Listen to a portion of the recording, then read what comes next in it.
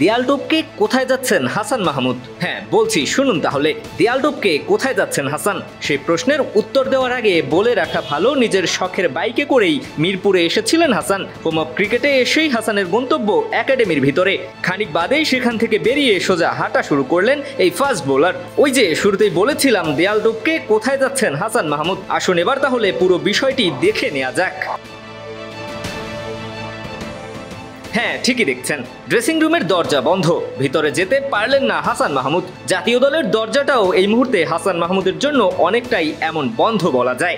বাংলাদেশ দলে এই মুহূর্তে যেই জায়গায় সবচেয়ে বেশি কম্পিটিশন, সেটি এই পেস বোলিং ইউনিটে। বিশ্বকাপ দলে স্ট্যান্ড বাই তালিকায় থেকে ঘুরে এসেছেন মার্কিন মুল্লুকে।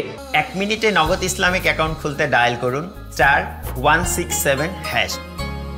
তবে এই হাসানের যে লক্ষ্য মূল দলে জায়গা করে নেওয়া, সেটি তো সবারই জানা। পেশাদার ক্রিকেট জগতে এটিই তো একজন ক্রিকেটারের কাঙ্ক্ষিত বিষয়। সেই কাঙ্ক্ষিত গন্তব্যে পৌঁছাতে হলে হাসানকে পাড়ি দিতে হবে এমন অসংখ্য চড়াই উতরাই।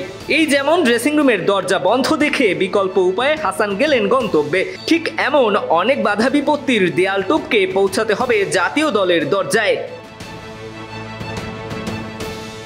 ড্রেসিং রুমের একটি দরজা বন্ধ থাকলেও খোলা ছিল অপর প্রান্তের আরেক দরজা, যে কারণেই কিনা দেয়াল টপকাতে হলো হাসান মাহমুদকে। দেয়াল টপকে ড্রেসিং রুমে পৌঁছে প্রস্তুত হয়ে এবার গন্তব্য একাডেমি মাঠ, কারণ সেখানেই যে নিজের অস্ত্রগুলোকে শানিত করতে হবে। করলেনটাও ঠিক তেমন। একাডেমি মাঠে পৌঁছেই হাতে তুলে নিলেন সেই বল। তবে বল তুলে নিলেই তো আর হচ্ছে না, নিজের বোলিং স্টেপও তো মেলাতে হবে। সে কারণেই কিনা নিজের হাতে তুলে নিলেন রঙের কৌটা।